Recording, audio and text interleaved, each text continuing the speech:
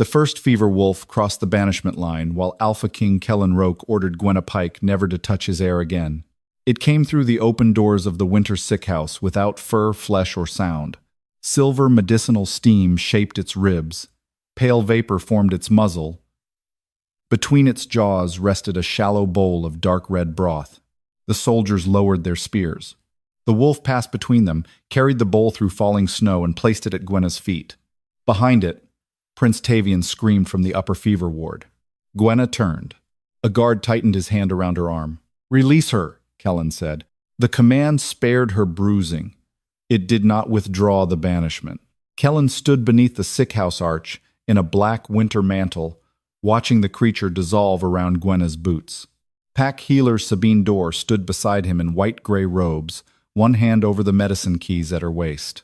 "This proves nothing," Sabine said. "It proves the medicine was moved. Steam follows heat. Not like this." Fever wolves were rare, but they were not omens, judges, or guardians. They formed only when a complete fever brew was divided, while still carrying one heat memory. If part of the cure was removed, the vapor sometimes took wolf shape and followed the matching medicinal warmth.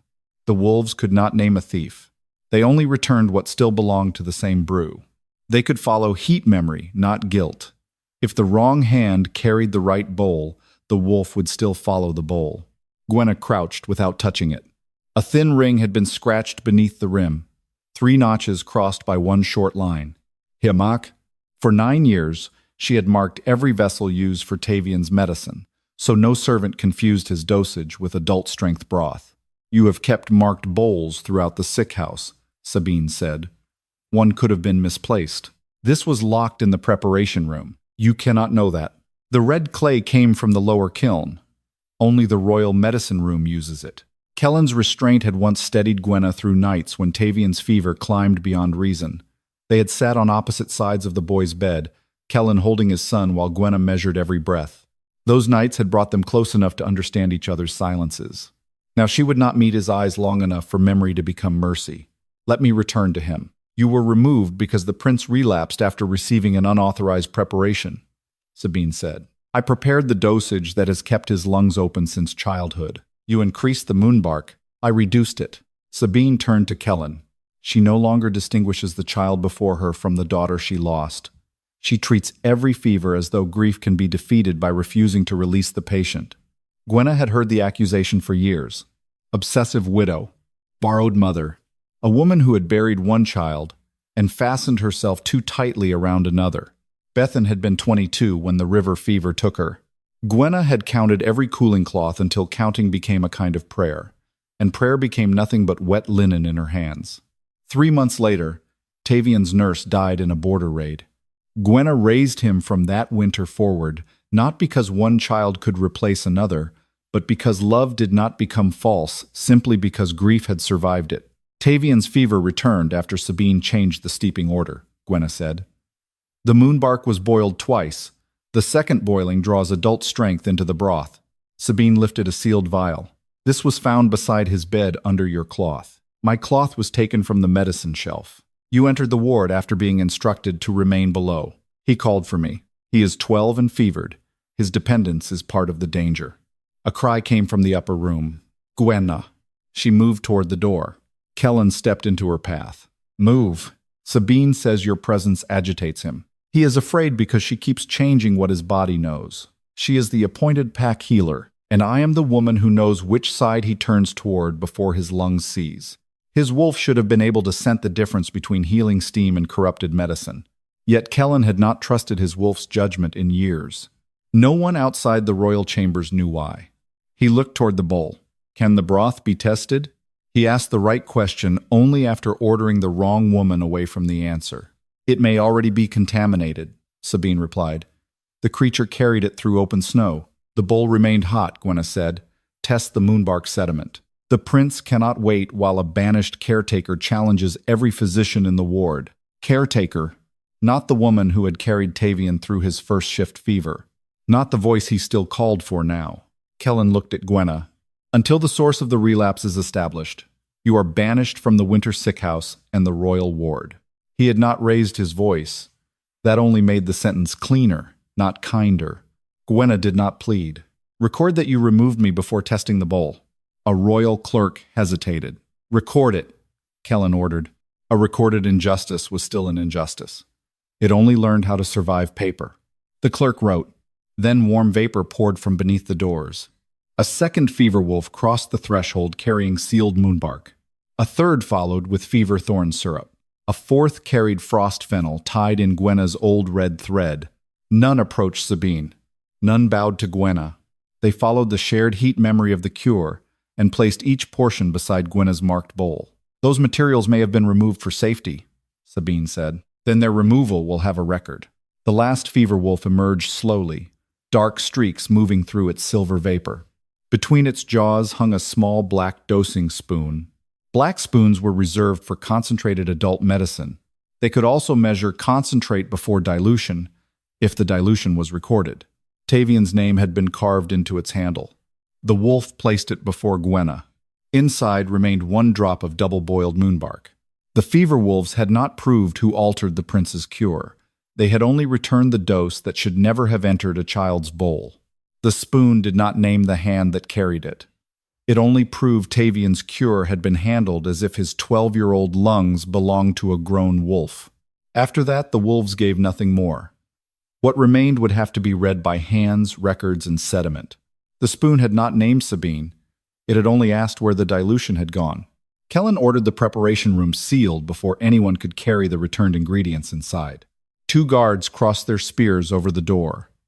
A clerk took custody of Gwenna's marked bowl, black spoon, moonbark, syrup, and frost fennel. Sabine removed one medicine key from her ring. Kellan caught her wrist before she could pass it to an assistant. No key leaves this corridor. The prince is still fevered. My healers require fresh supplies. They will use the lower dispensary under witness. You are restricting the royal ward during a breathing crisis. I am preserving the room where his cure was prepared. Gwenna stood outside the sickhouse line while Tavian's coughing carried through the upper shutters. Kellan had opened the preparation room. He had not opened the ward door to her. You will examine the evidence as temporary medicine, witness, he said. Temporary, until the preparation chain is established. And the banishment remains in force. Do not call witness standing mercy, while the child still calls from behind your banishment. I did not.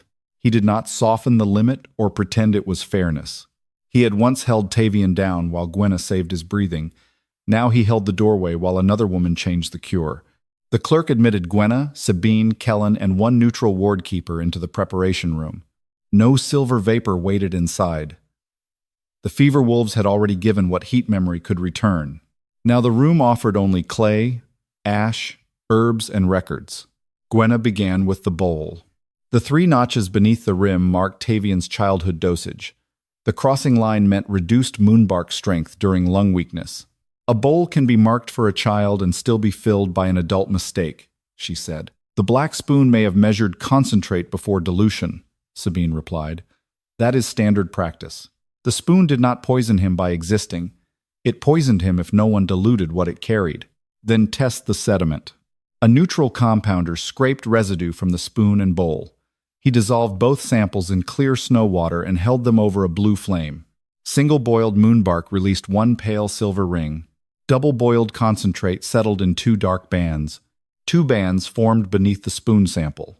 Then the same bands formed beneath Tavian's marked bowl. Double boiling is permitted during emergency fever spikes, Sabine said. The concentrate is prepared first, then reduced with frost fennel and water. A child's lungs do not forgive adult strength because a healer calls it emergency, nor do they survive if the first brew is too weak. Where is the dilution record? Every royal medicine required 3 entries: steeping order, concentrate measure, final dilution. The steeping line listed moonbark once for 8 breaths. A correction appeared above it in darker ink, twice for 12. The original words remained faint beneath scraping. Who changed this? Kellan asked. Emergency revisions may be entered by any senior healer. Whose hand? The mark identifies the office, not the individual. The correction carried the hooked crescent, used by 4 senior healers. It did not name Sabine. Gwenna studied the page. The altered order had been added before the bowl went upstairs. Why was Tavian's child measure changed to adult concentrate? It was meant to be diluted, Sabine said. The concentrate line recorded 1 black spoon. potentially safe for a child only after reduction. The dilution line was empty. No frost fennel measure, no water volume, no second healer's witness. In emergencies, dilution may occur at bedside, Sabine said. Then the ward record should contain it. The clerk opened Tavian's bedside sheet. No dilution appeared. Only one notation: full prepared dose administered. Who carried the bowl upstairs? Kellan asked. The preparation log will show custody. The carrier column listed Gwenna Pike. Gwenna did not move. I never entered this room today. You were seen near the ward before your removal, Sabine said. Near the ward is not inside the preparation room. Your cloth was found beside the vial. My cloth was taken from the shelf. Kellan ordered the ink tested. The clerk pressed clean ash paper to the entry. Fresh black bled into the fibers. The surrounding lines had dried brown at the edges. Gwenna's name had been added later. The Time claimed she collected the bowl shortly before Tavian's relapse. Who holds this ledger? Kellan asked. The duty compounder. Under whose keys? Preparation custody is shared among authorized healers. Name them. Sabine named 3 healers and herself. One had been in the lower ward. One had treated a guard fever outside the keep. The third had signed the herb table during the same hour. None of that proved Sabine's hand. It only proved the preparation room had fewer doors than her defense required. The records narrowed access. They did not identify the hand that wrote Gwenna's name. They only proved the lie needed a room Gwenna could no longer enter. A sharp cough sounded above them. The rhythm came in threes, followed by a held silence. He is turning left, Gwenna said. You cannot see him, Sabine replied. I do not need to. That pause comes before the right lung tightens. Kellan moved toward the door. Use child. Strength broth from the lower dispensary. Single steep moonbark. Gwenna's recorded measure. You are allowing a banished caretaker to direct royal treatment through a ceiling. I am ordering the dose verified by sediment and 9 years of surviving records. He trusted her record before he trusted her presence. Grief does not make her a healer, Sabine said. Grief did not teach me dosage, Gwenna answered. Watching him survive did. The wardkeeper carried the corrected preparation upstairs. Gwenna remained below. She did not beg at the stairs. A woman who had kept a child breathing for 9 winters knew the difference between urgency and pleading. Kellan did not invite her through the door. He preserved the banishment while using the knowledge it excluded. The clerk turned to a smaller custody notation beneath Gwenna's collection entry. Access denied by royal ward order. The denial time preceded the supposed collection by 43 minutes. Kellan read both lines. His own seal appeared beside the order barring Gwenna from the ward. Someone had entered her name into the preparation chain after the Alpha King's authority had already made it impossible for her to be there. The false entry had not merely blamed Gwenna. It had used Kellan's banishment as the cover that ensured she could not contradict it from inside the room. The false entry had not cleared Gwenna. It had only proved the room had learned to lie after Kellan shut her out. Sabine Dor closed the preparation ledger with 2 fingers. Shared custody means shared opportunity, she said.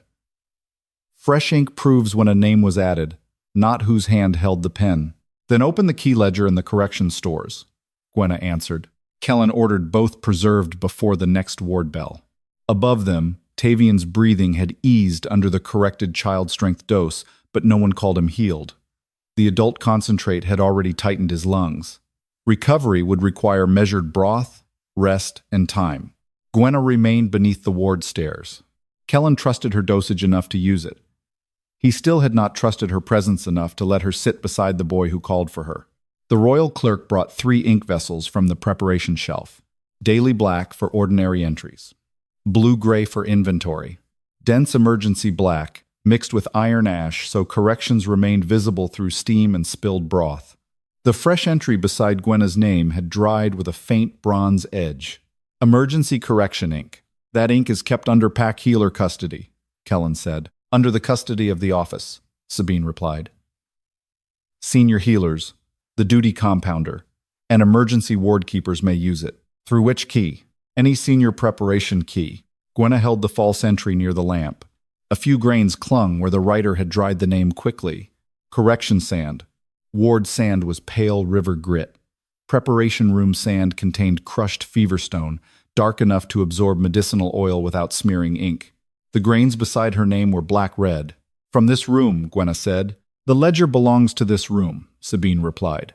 That is hardly surprising. The carrier line was written here after I was barred. That still does not identify the writer. No. It identifies where the lie waited until my absence made it safe. The clerk inspected the corrected steeping order. The same black-red sand rested inside the scraped letters that changed once for 8 breaths into twice for 12. One hand might have altered both lines, or 2 hands might have used the same shelf. The evidence narrowed the room, not the person. Fresh ink is not a culprit, Sabine said. It is only timing. No, Gwenna answered. Timing is where lies begin to lose their manners. Kellan ordered the duty compounder brought from the lower dispensary. Harlven entered with stained cuffs and the exhausted face of a man who had spent the night measuring other people's fear. I left the ledger open during the ward crisis, he said. The prince stopped breathing evenly. The upper healer called for every available hand. How long was the room unattended? Kellan asked. Not unattended. 2 assistants moved between the herb shelf and the stair. Names. Harl supplied them. One had carried hot water upstairs. The other had fetched frost fennel. Neither held senior authority, but either could enter while the door remained open. Sabine looked toward Gwenna. You see why a shared room cannot be reduced to 1 healer. Who ordered the ledger left open? No one. Crisis did. Crisis does not write names. Harl swallowed. When I returned, the steeping correction was already entered. And Gwenna's carrier line? I did not see it until after the relapse. Did you write either? No. His denial was not proof. The 2 assistants were questioned separately. Both admitted touching the preparation stand. Neither admitted touching the ledger. One remembered seeing the master medicine key on the hook beside Sabine's office door. The other remembered the hook empty. Kellan looked at Sabine. Open the medicine. Keychain. The master key serves every emergency cabinet in the sick house, she said. Its movement during a crisis proves access, not misuse. Open it. The key ledger lay in an iron box behind the ward keeper's desk. Every ordinary key required a name, purpose, and return time. The master key required an authority seal. Its line for Tavian's preparation showed removal during the exact interval between Gwenna's banishment and the false carrier entry. Purpose: emergency royal access. Return: 31 minutes later. The signature space carried only the healer's office mark. Who held it? Kellan asked. Any senior healer acting under emergency authority could have taken it. Your office should record the individual. During a royal breathing crisis, the ward seal may replace a personal signature. Gwenna looked at the authority column. A black wax impression had spread into the fibers. Not Sabine's sale. The royal wolfen crown used when the Alpha's heir was believed to be in immediate danger. Kellan's jaw tightened. Bring the emergency seal register. The register showed that his ward seal had been activated after Sabine's office reported Tavian's sudden decline. Under Kellan's standing law, activation allowed the pack healer's office to bypass ordinary signatures, alter preparation orders, and enter restricted shelves without a second witness. He had created the rule after Tavian's first childhood seizure, when delay had nearly killed him. Years ago, Gwenna had helped save the boy that night. Now the same rule had opened every cabinet while closing the record around her name. A king's seal can keep a woman from a room and still be used to put her name inside it, Gwenna said. For 9 years she had feared failing Tavian's breath. She had never imagined the door meant to protect him would become the wall that made her guilt believable. Kellan did not answer. He expanded her temporary standing to the entire preparation chain audit and ordered the master key held under 3 witnesses. He widened the circle of her usefulness without widening the door to the child. The ward banishment remained. Do not call me necessary while leaving me banished, she said. I have not cleared the danger to Tavian. You have cleared enough to use my knowledge. His silence accepted the accusation. The clerk turned to the final column. Authorized by Alpha King Kellan Roake. Released to Pack Healer's Office. Individual bearer. Waived under Royal Emergency Law. The key record did not prove Sabine carried the master key. It proved the hand that altered Tavian's cure had been allowed to disappear behind Kellan's authority. The seal had hidden a hand. It had not yet named it. Kellan closed his hand over the emergency seal register before Sabine could return it to the clerk. Open the report that activated this authority. Sabine Dorr remained beside the preparation table, her white-gray robes untouched by the disorder around her. Prince Tavian was reported in respiratory collapse. The royal seal was used lawfully under your heir protection clause. Then the report will withstand examination. Gwenna stood below the ward stairs while a clerk retrieved the crisis file. Kellan had allowed her deeper into the audit. He still kept her behind the line that separated her from the child she had raised. Above them, Tavian's breathing had eased under the corrected child-strength broth, but every few breaths his chest caught before releasing. No one called him healed. The adult concentrate had already entered his lungs, and recovery could not be commanded into speed. The crisis report carried the pack healer's office mark. Time of collapse. Third winter bell. Symptoms: sudden breath loss, blue lips, right lung seizure. Requested action: immediate royal seal activation and access to concentrated moonbark. Who observed the collapse? Kellan asked. An upper ward healer, Sabine answered. Name. Individual identification was waived under emergency reporting. Was it entered after the crisis passed? No later name appeared. Sabine did not look away.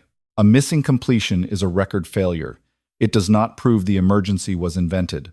No, Gwenna said. The timing may. She requested the ward bell register. Every alarm pull moved a brass tooth inside the stair mechanism before the bell sounded through the sick house. Even if a healer forgot to write, the mechanism kept its own sequence. The third winter bell had been pulled 48 minutes after Gwenna's name appeared in the preparation log, 32 minutes after the steeping order was changed, 14 minutes after the adult strength bowl was recorded as administered. Sabine studied the entries. Bell pulls are often delayed while healers attempt immediate treatment. A crisis bell should follow a failing breath, Gwenna said. This one followed a written lie. It may have followed treatment already underway. Then the bedside sheet will show what happened first. The clerk opened Tavian's ward record. Before the prepared dose, his fever was high, but his breathing remained even enough for speech. He had asked for Gwenna twice.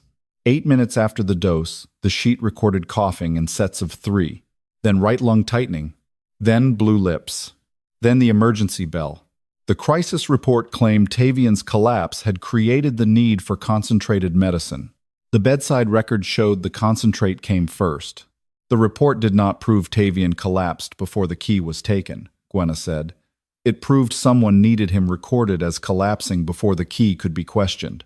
You are turning inconsistent times into deliberate deceit, Sabine said. Ward records are written under pressure. Emergency is a clean word when the person locked outside cannot correct the record. The bedside healer may have entered the times after the events. Then bring her. The young healer came down from the upper ward with her hands folded tightly against her apron. Her name was Lysa Marrow. I wrote the bedside sheet, she said. Did Tavian lose his breath before the adult dose? Kellan asked. No, Your Majesty. Sabine's voice remained level. You reported worsening fever. Yes. Did you request stronger moonbark? No. I requested cool water and the child broth already prescribed. Who told you emergency authority had been opened? A preparation runner. Name him, Gwenna said. Lysa lowered her eyes. I did not know it. A runner without a name. A report without an observer. A key without a bearer. Every omission had been permitted by Kellan's emergency law. Together they formed a preparation chain designed to move quickly and remember almost nothing. Kellan ordered the crisis report, bell register, and bedside sheet preserved under joined custody. He expanded Gwenna's temporary authority to the upper ward timing records. The banishment line remained across the stair. He widened the evidence she could inspect without widening the doorway she could cross. Do not call me dangerous because your order made my absence useful, Gwenna said. I have not yet cleared every risk to Tavian. You have proved I did not carry the bowl. I have proved the entry was impossible, and you still protect the room from me. His face hardened beneath the accusation, but he did not answer it with authority. Stand by the record before you stand by me, she said. Then Gwenna requested the evidence log for her red medicine cloth. Sabine's expression altered by almost nothing. The cloth was discovered beside the moonbark vial near Tavian's bed. Then its intake time should follow its discovery. The evidence keeper opened the book. Item: red medicine cloth marked G.P. Location: upper bedside shelf. Found beside sealed moonbark vial. The time beneath the description preceded the supposed discovery by 26 minutes. Kellan read the line again. Who entered an item before it was found? The evidence keeper shook his head. It arrived, tagged from preparation custody. I copied the location written on the tag. Who prepared the tag? Pack Healer's office. Sabine folded her hands. Items may be labeled before transfer when their expected destination is known. Expected destination? Gwenna asked. My cloth was recorded beside his bed before anyone claimed to see it there. It may have been removed for contamination review and later carried upstairs. Removed from where? Gwenna kept 3 red cloths folded inside a cedar box beside Tavian's marked child dose bowls. She used them only for his herbs, so adult-strength residue could never enter his medicine by accident. Kellan ordered the shelf access slips brought forward. The cedar box had been opened during the same interval in which the master key disappeared behind the royal emergency seal. Purpose: removal of potentially contaminated linen. Authority: royal ward seal. Bearer: waived. The seal permits removal for safety, Sabine said. It does not prove anyone intended to place the cloth beside the vial. No, Gwenna replied. But the evidence tag named its future location before the cloth had reached it. The access slip did not name Sabine. The office tag did not identify the hand that carried the linen upstairs. But the sequence was now clear. Gwenna's cloth had been taken from her own shelf after she was barred from the ward. It had been entered as evidence before its supposed discovery. Then it had been placed beside the vial so her absence could be rewritten as secret access. Kellan looked toward the ward stairs. He had once believed the door kept danger away from his son. Instead, the closed door had allowed someone inside to construct Gwenna's guilt without fear that she would interrupt it. The cloth had not proved who altered Tavian's cure. It proved the preparation chain had begun building evidence against Gwenna before the ward claimed to find any. Kellan ordered every evidence tag in the Winter Sickhouse frozen before the cloth could be returned to its box. The evidence keeper sealed the tagging desk. Numbered slips, wax threads, intake sand, and location stamps remained exactly where the last hand had left them. Gwenna stood on the lower side of the ward stair. The line still barred her from Tavian. It no longer barred her from the records being used to make her absence look guilty. Sabine Dorr watched the desk being opened. Preparing an evidence tag before physical intake is permitted during contamination control, she said. A suspected item may be named before it reaches custody. An item may be named, Gwenna answered. Its future bedside location should not be. The red cloth carried tag number 73. The keeper opened the sequence book. Tag 71 recorded a cracked medicine cup. Tag 72 recorded spoiled fever thorn. Tag 73 named Gwenna's cloth, the upper bedside shelf, and the moonbark vial. Tag 74 recorded Tavian's breathing collapse. The cloth had been entered into the evidence sequence before the crisis that supposedly revealed it. Kellan looked toward Sabine. Why was Gwenna's linen under suspicion before my son worsened? Because unauthorized material had already been found near the royal preparation chain. What material? Her marked bowl, her wrapping cloths, a vial beneath her shelf. The bowl belonged to his lawful child dosage, Gwenna said. The cloths belong beside it.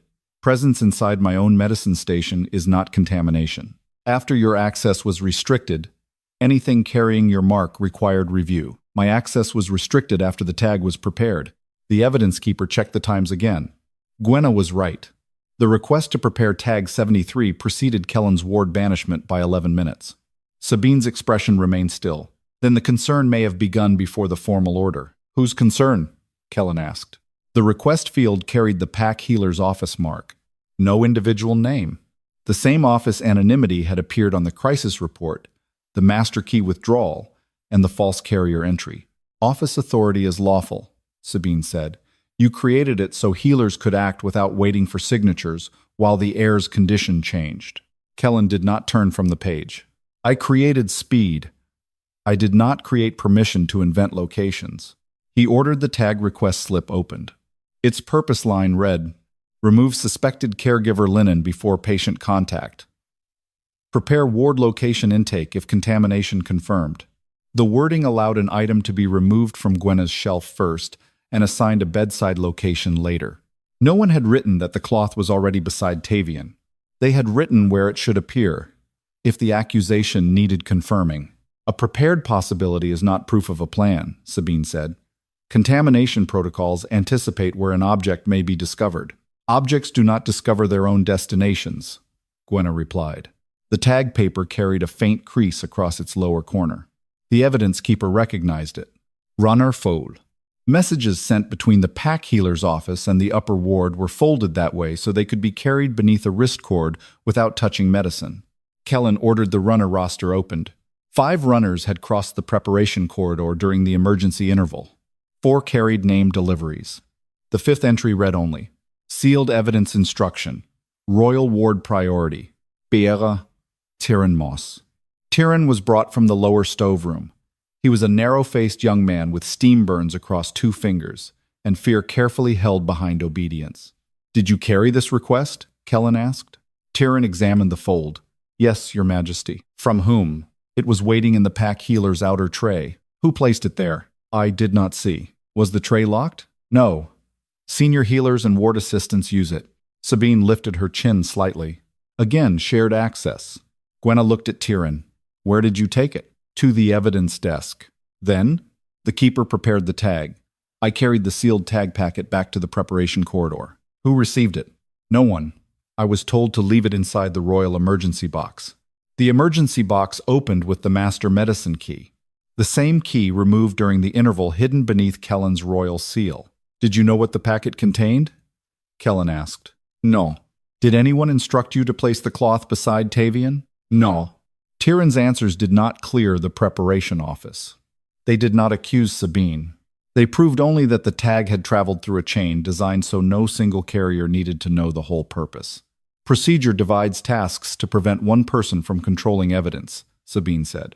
"Or to prevent any one person from admitting what the tasks become together," Gwenna answered. Kellan ordered the red cloth tested before anyone handled it further. The wardkeeper compared the linen with the bedding beside Tavian. Anything left near the prince during fever absorbed traces of iron sweat, wintermint vapor, and the blue ash burned in the upper room. The cloth carried none.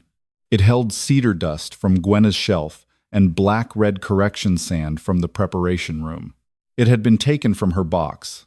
It had been tagged for Tavian's bedside, but it had not remained beside him long enough to absorb the ward. "The cloth could have been removed quickly after discovery," Sabine said. "Then the bedside healer should have seen it arrive or leave," Gwenna replied. Lysa Marrow was questioned again. "I never saw the cloth beside the vial," she said. "Did you see anyone enter after the dose?" Kellan asked. "A runner brought an evidence packet." Later, a senior ward hand came through the curtain. "Name?" "I could not see the face." The hood was raised against the steam. "Male or female?" "I cannot say." The hidden hand remained hidden. Kellan ordered all ward hoods prohibited during evidence movement and every future transfer witnessed by 2 named people. Then he expanded Gwenna's authority to the evidence custody chain. The stair remained closed. Again, he gave her more access to the machinery of Tavian's care than to Tavian himself. "You keep making me responsible for truth while refusing me the child." "The truth is meant to protect," she said. "I will not alter the ward order until I know whether anyone still has access to harm him." "You are not protecting him from my grief. You are protecting your order from my knowledge." Kellan accepted the words without reaching for her. The evidence keeper turned the page after tag 74. A sealed patient statement had been attached to Tavian's crisis record. It claimed the prince had identified Gwenna as the person who brought the black spoon and vial.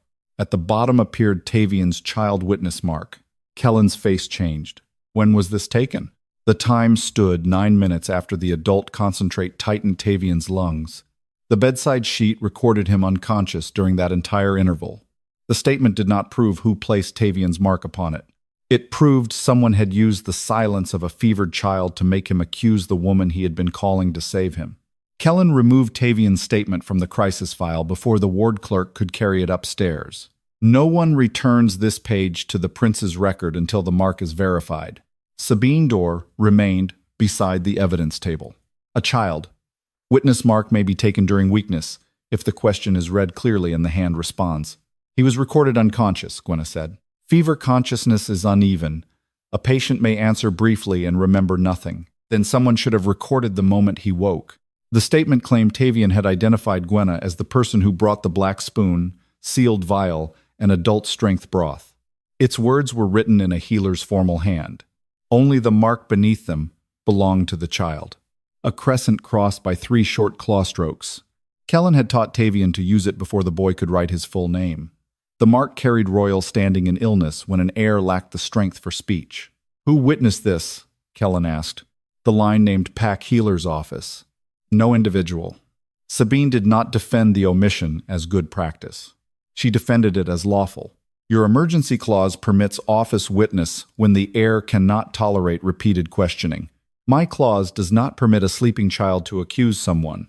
It has not yet been proved that he slept through the entire interval. Gwenna requested Tavian's pulse and sedation sheet. The first calming draft had been given 6 minutes after the adult moonbark tightened his lungs. A second followed 3 minutes later when he began struggling against the bedding. The statement had been marked between those doses. Could he have been conscious? Kellan asked. The neutral compounder examined the measures. His eyes may have opened. Coordinated pressure would have been unlikely. Sabine folded her hands. Unlikely is not impossible. No, Gwenna said. So we read the mark. She asked for Tavian's earlier child witness pages. 9 winters of care had left dozens of them. Consent to lung examinations. Acknowledgement of bitter herbs. Refusal of a healer's knife during his first shift fever. Tavian always began the crescent from the lower left. The line rose unevenly because an old wrist injury tightened when he turned inward. His first claw stroke pressed deepest. The third faded where his hand lifted. The crisis statement reversed every habit. The crescent began at the upper right. All 3 claw strokes held equal depth. The mark was copied by someone looking at it, Gwenna said, not made by the hand that learned it. Or his hand moved differently under sedation, Sabine replied. Sedation weakens pressure.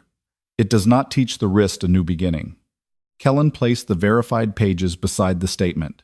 The difference was visible even without Gwenna's explanation. Who had access to samples of his mark? Every royal ward clerk, Sabine said. Several healers. Tutors. The Crown Archive. Shared access again. Enough people to preserve doubt. Not enough to make the false statement harmless. The evidence keeper tested the ink. The statement text had been written in ordinary ward black. Tavian's mark had been added with diluted emergency correction ink. The same ink family used for Gwenna's false carrier entry, but mixed with more water. It could have come from any correction cabinet, Sabine said. Not from Tavian's bedside desk, Gwenna answered. That desk keeps blue-gray patient ink so frightened children can see their own marks clearly. The mark had been prepared elsewhere, then brought to his record. Kellan ordered every child witness statement taken under emergency office authority suspended until 2 named witnesses could verify consciousness and stroke. Sabine's mouth tightened. You are stripping speed from a royal sickhouse because one mark may be irregular. I am stripping anonymity from a process that placed words into my son's silence. He expanded Gwenna's temporary authority to the child witness chain.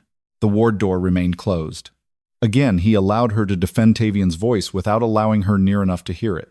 A child's record is not safer because the hand holding the key is official, she said. I know. You know after his silence was used. Kellan did not answer with apology. He ordered the bedside attendants questioned. Lysa Marrow remembered no formal statement being taken. The night ward keeper remembered Sabine's deputy entering with a folded page, but could not see what it contained. Sabine answered evenly. My deputy carries reports throughout the ward. Presence does not establish authorship. Where is he? Kellan asked, treating lower pack patients in the east chamber. The deputy was found there with 12 fevered children crowded into 6 beds. The sight changed the room before he spoke. The Winter Sickhouse had always kept the royal heir in the upper ward, while children from lesser families shared heat, linen, and medicine below. Gwenna looked at the overcrowded chamber. Tavian's cure had been guarded by keys, while the children beneath him received whatever remained. The deputy denied making the mark. He admitted delivering the folded statement after finding it in the pack healer's sealed tray. Another hand hidden by another office container. Kellan ordered the tray records opened. No intake name appeared, only one notation. Patient acknowledgement obtained. Caregiver threat confirmed. Gwenna's face went still. Caregiver threat? Sabine spoke carefully. Tavian's dependence on you had become medically dangerous. He refused medicine when you were absent. He resisted other healers. The statement may have been intended to document that risk. Love is not confusion because your office needs it to sound like illness. A royal heir cannot be conditioned to accept care from one woman alone.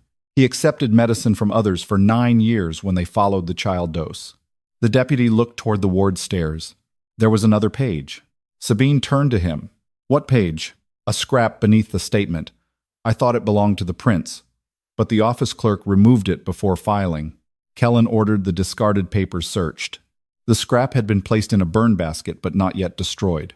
3 lines crossed it in Tavian's uneven handwriting. The first was nearly illegible. The second steadied. The third pressed hard enough to tear the paper. I knew the spoon was wrong. She said Gwenna would be blamed. She said if I told, Gwenna would not leave the sick house alive. No name followed. No accusation identified who had threatened him. The words did not prove Sabine spoke them.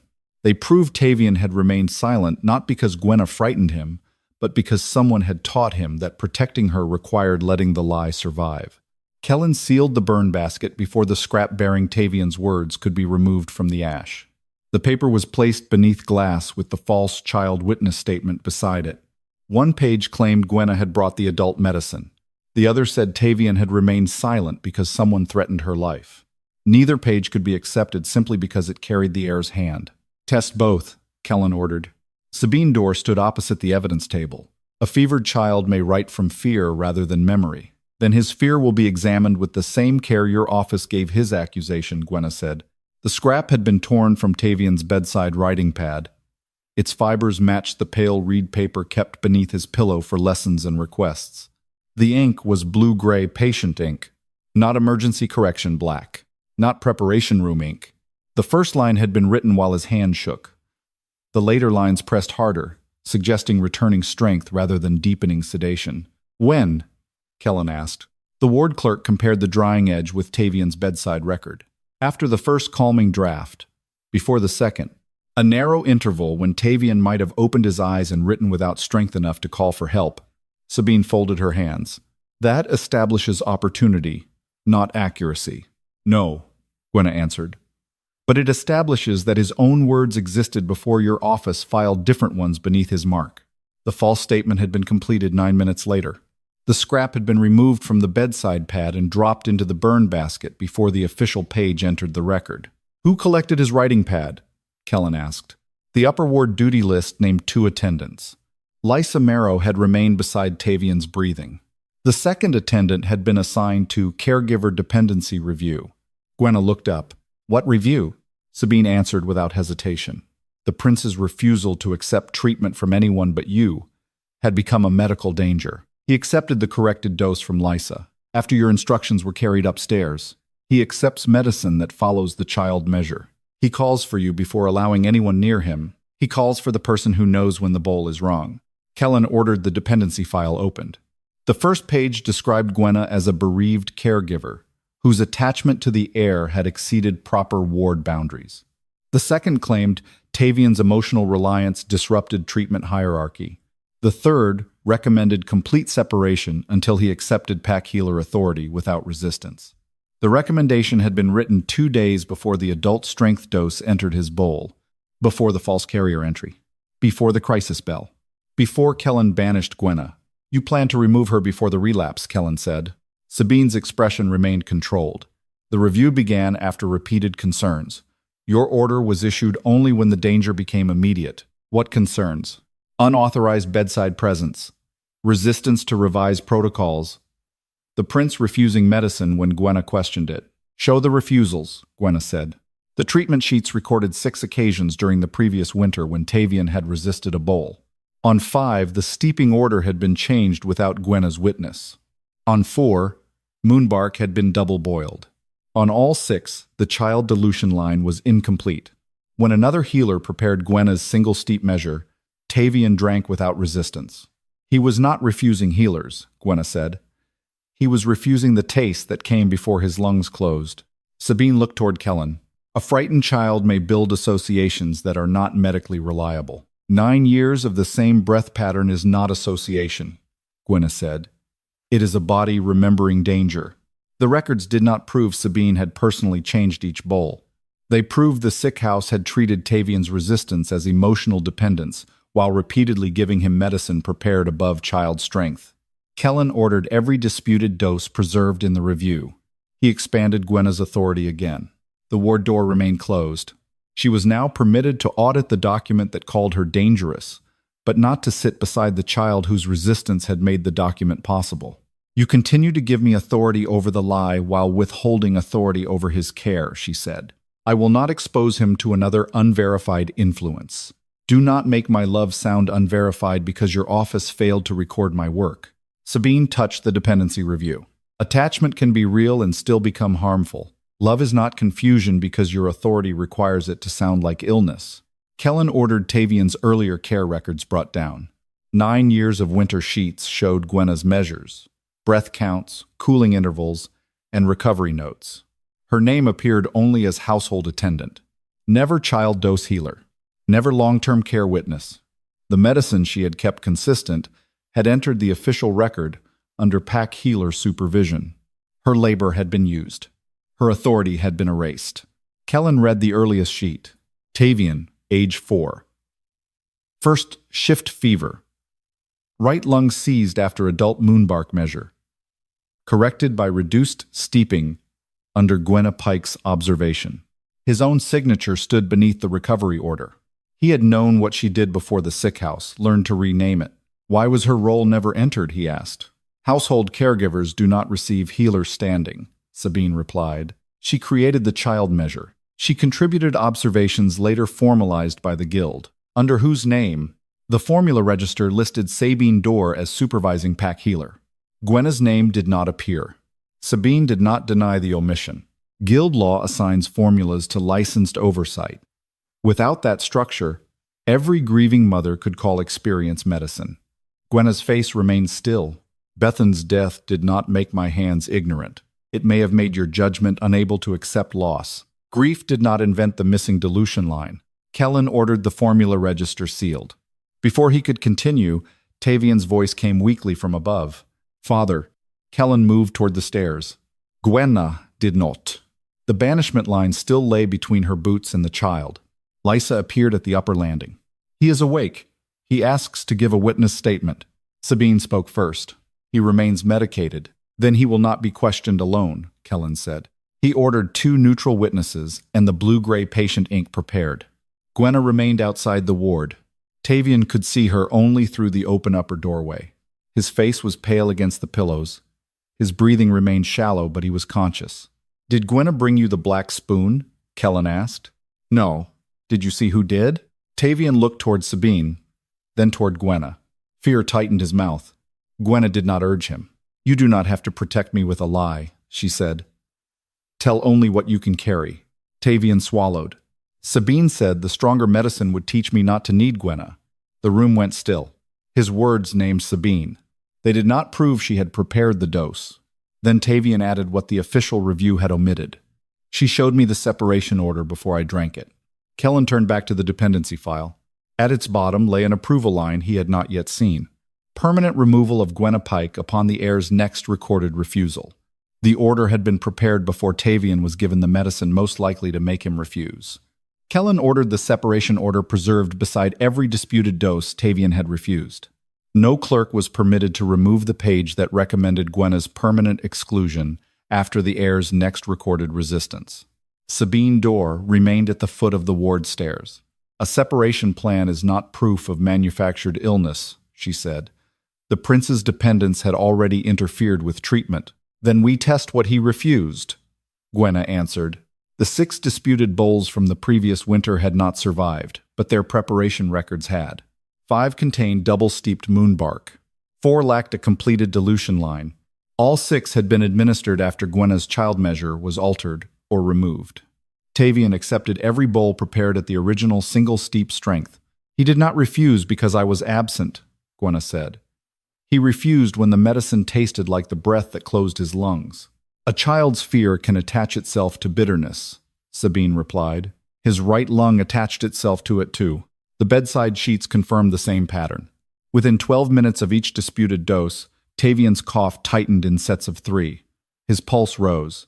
His right lung seized before the fever itself worsened. The sick house had recorded those reactions as agitation caused by Gwenna's influence. Kellan read the notes in silence. You used his reaction to stronger medicine as evidence that she made him difficult to treat. The office interpreted the symptoms available at the time. The office controlled the dose, creating them. That remains an allegation. No, Gwenna said. The dose pattern is recorded. Intent remains unproved. She did not need to make the evidence larger than it was. Sabine's office had prepared adult-strength concentrate. The dilution record repeatedly vanished. Tavian resisted. The resistance was then used to justify separating him from the woman who recognized the pattern. That did not yet identify the hand behind every bowl. It identified the machinery that benefited from Gwenna being absent. Kellan ordered the original child dose formula brought from the guild registry. Sabine's name appeared at the top. Pack healer, Sabine Dorr, creator and supervising physician. Below it stood the formal recipe: single steep moonbark, frost fennel reduction, fever, thorn syrup, added only after cooling. Gwenna read the words once. I wrote this beside his bed when he was 4. Household observations become medicine only after licensed review, Sabine said. The guild converted your informal notes into a lawful formula. Converted, tested, standardized, and registered. Under your name, under the healer responsible for its use. Kellan ordered Gwenna's earliest care records placed beside the registry. The first sheet had been written 8 years before Sabine's formula registration. Single steep, 8 breaths, frost fennel before fever thorn. Reduce moonbark when the right lung tightens. The wording was nearly identical. Even Gwenna's unusual phrase, wait until the steam loses, its bitter edge had entered the guild copy unchanged. You took her cure, Kellan said. I formalized an unlicensed caretaker's observations. You removed her name. Guild law does not credit household attendants as medical founders. Then guild law learned from her hands while calling those hands unqualified. Sabine's expression remained composed. Without licensed oversight, every mother's remedy would compete with trained medicine. Bethan's death did not make my measurements superstition, Gwenna said. No, but grief can make experience feel universal. Grief did not keep Tavian alive for 9 winters. The dosage did. The registry contained a later amendment. Emergency intensification. Moonbark may be steeped twice when ordinary child dosage fails. The amendment bore the pack healer's office seal. No child dose witness. No record of a controlled trial. No lower ward review. When was this added? Kellan asked. After repeated winter relapses, Sabine said. Relapses following which doses? The clerk compared the dates.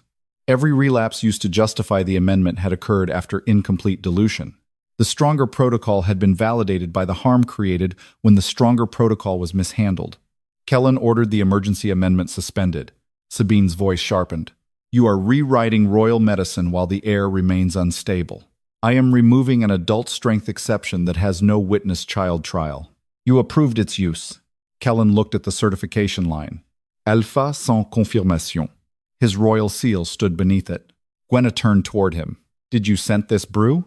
Kellan did not answer immediately. An alpha king was expected to distinguish healing herbs, fear, sweat, blood sickness, and corrupted medicine within his own household. His wolf gold eyes lowered to the page. After the fever that killed Tavian's mother, my wolf stopped separating medicinal scents. The room became still. He had survived the same fever with his life and throne intact. But bitter herbs, safe broth, concentrated moonbark, and poison steam had all become one indistinct heat inside his senses. Sabine had known. She had certified medicines through the pack healer's office, then placed them beneath Kellan's standing scent seal. You let the record say you confirmed what you could no longer smell, Gwenna said. I relied on appointed medical authority. You hid your weakness behind her certainty. Yes, the admission was not apology. It was responsibility finally spoken without decoration. Sabine raised her chin. The king's scent loss made licensed oversight more necessary, not less. It made your office impossible to question, Gwenna replied. Every bowl carried his authority and your judgment, while the person who knew the child's breathing was called dangerous. Kellan revoked standing scent confirmation from every medicine record he had not personally tested. He ordered future royal doses witnessed by a pack healer, a child dose specialist, and a ward keeper. Then he looked toward Gwenna. Your temporary standing now includes formula review. Temporary again, until the public medical hearing. He continued to widen her authority on paper. The ward stair remained closed. Kellan had admitted he could not scent the danger. He still kept outside the woman who had learned to hear it. A lower ward healer approached the evidence table with a stack of preparation slips. If the emergency amendment is suspended, she said, we must review the children below. How many received the double steep protocol? Gwenna asked. The healer hesitated. 32 this winter. The lower pack children had no personal child dose bowls, no long-term breath records. No caregiver permitted to challenge the pack healer's formula. Their preparation slips showed the same adult strength amendment, the same missing dilution spaces, the same 3-beat cough Tavian had suffered. Gwenna looked toward the crowded lower ward. Sabine's stolen cure had not been altered, only to keep one royal heir dependent. The safe child measure had been locked inside a royal registry, while children without rank were given the dangerous exception. Gwenna refused to prepare Tavian's next bowl until every child given the same adult strength protocol was brought under witness. Sabine Dor's expression hardened. The heir cannot wait for a public demonstration. Neither can the children below him. Tavian's condition is royal priority. That priority is how the dangerous formula reached 32 smaller lungs without anyone permitted to question it. Kellan stood between the upper ward and the crowded lower chamber. For years, the Winter Sickhouse had been built around separation. Royal illness above, pack illness below. One child protected by named records, private bowls, and guarded doors. Dozens of others treated through shared measures and whatever authority remained unquestioned. Open the lower ward, he ordered. Sabine stepped forward. Mixing patients during a fever season risks cross-infection. Then bring their records, bowls, and healers into the great treatment hall. You will create panic. No, Gwenna said. We will create witnesses. The central hall was cleared before the next medicine bell. Long tables replaced the ceremonial benches. 32 child preparation slips were placed beside Tavian's disputed records.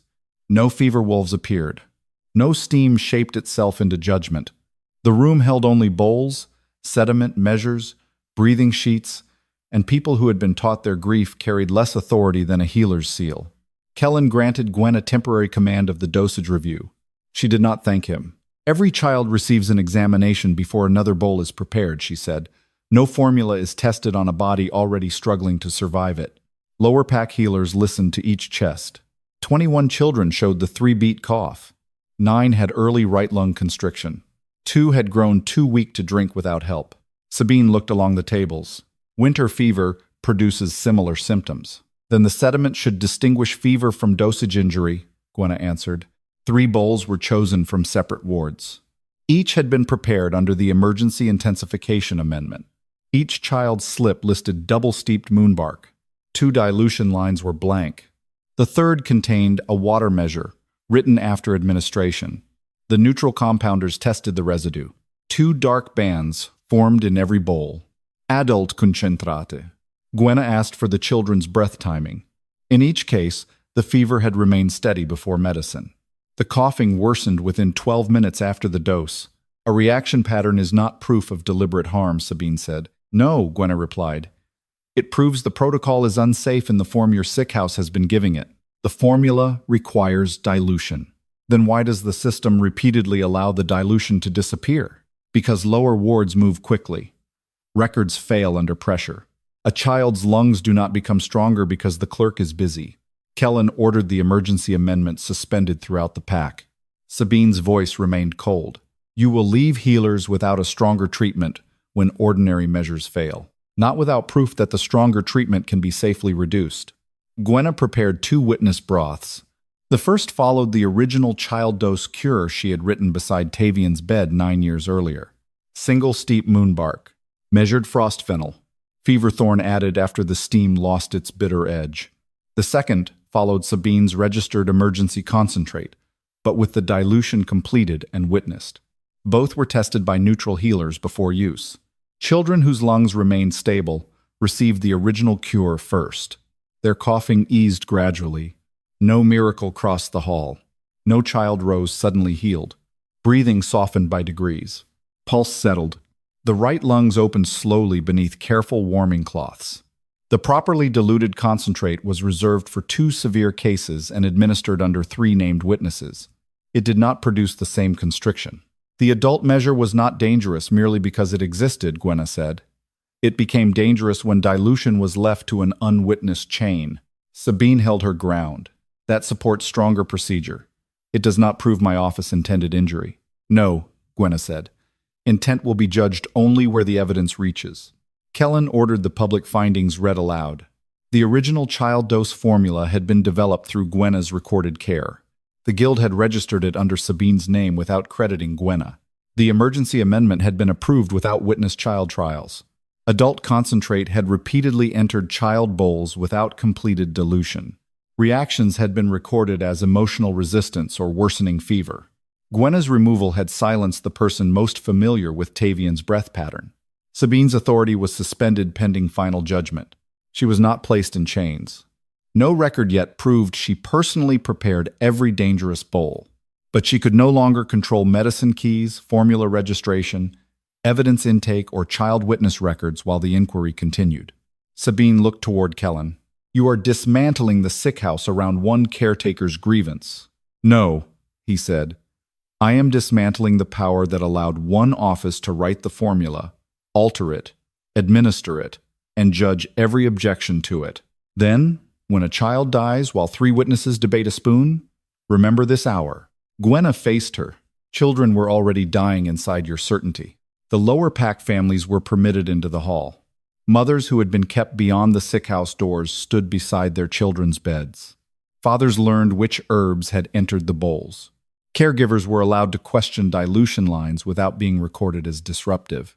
Gwenna issued one condition before continuing Tavian's private treatment. The royal ward remains open to the same child. Dose rules as the lower hall. No hidden formula, no private key, no unnamed witness. Kellan accepted. "And my banishment?" she asked. He looked toward the stair. "The order remains under formal review until the final hearing. You have proved the cure was altered. My name was inserted falsely. My cloth was planted, and Tavian's mark was copied. Yes, yet you still leave the door closed. I will not erase a royal order outside public judgment after allowing private authority to cause this harm." The answer was procedural. It was also another choice that kept her from the boy for one more night. Gwenna did not plead. "Then Tavian's care comes here." The heir was carried into the public treatment hall, not hidden above the lower pack children, not surrounded by medicine no one else could question. His bed was placed beside theirs. Kellan stood at the head of it. Gwenna stood at the other side, separated from him by the child they had both tried to protect through very different kinds of power. Tavian opened his eyes.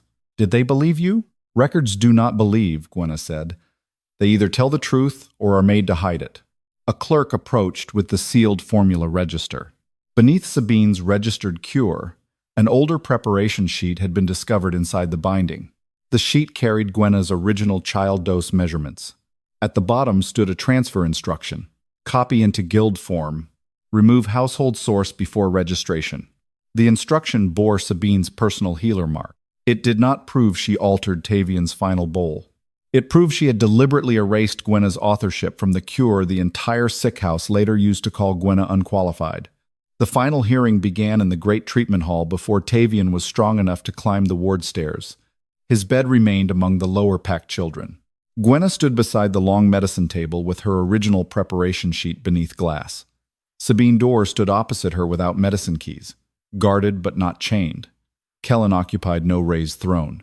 He stood where every parent could see the seal that had once made unnamed authority lawful. The first judgment concerned the cure. The guild examiner compared Gwenna's 9-year care records with Sabine's registered formula. Single steep moonbark. Frost fennel reduction. Feverthorn added only after the steam lost its bitter edge. The language, measures, and unusual preparation order had entered the guild registry from Gwenna's earlier sheets. The transfer instruction bearing Sabine's personal mark ordered the household source removed before registration. The finding was read aloud. Gwenna Pike had developed the child dose cure through sustained observation and care of Prince Kellan Roake. The Healer Guild had taken her work, removed her name, and later used her lack of formal credit to call her unqualified. Sabine did not deny the transfer instruction. "Licensed medicine cannot be governed by household claims," she said. "I placed an effective remedy inside a structure capable of distributing it. You placed my cure inside a structure that could alter it without me," Gwenna answered. The second judgment concerned Tavian's relapse. The evidence proved that adult-strength concentrate entered his marked child bowl without a completed dilution record. His breathing worsened after the dose. The crisis report reversed that sequence. Gwenna's name was added to the preparation log after Kellan's banishment made her presence impossible. Her red cloth was removed under the royal emergency seal and entered as evidence before it was supposedly discovered beside the vial. Tavian's witness mark was copied while his own written warning was placed in a burn basket. The records did not prove Sabine personally carried the bowl, wrote every false line, or placed the cloth beside the bed. They proved that her office controlled the keys, corrections, evidence tags, formula registry, and dependency review through which the false chain had been built. Sabine was removed permanently as pack healer for concealment, falsification under office authority, unlawful erasure of medical authorship, misuse of child witness procedure, and maintaining an unsafe, unwitnessed dilution system. No judgment named her attempted murderer. The court would not purchase emotional satisfaction by claiming more than the evidence could bear. The third judgment concerned Gwenna. Her banishment order was withdrawn. The record declaring her grief medically dangerous was struck from the Sickhouse archive. Bethan's death was not accepted as evidence of instability. The corrected care history named Gwenna as Tavian's primary child dose witness and recorded that her measures had kept him breathing through 9 winters. Kellan stepped before the families.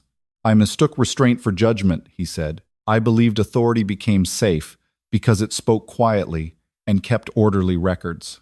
I banished the woman who knew my son's breathing before I tested the bowl, then permitted her knowledge to be used while her presence remained forbidden."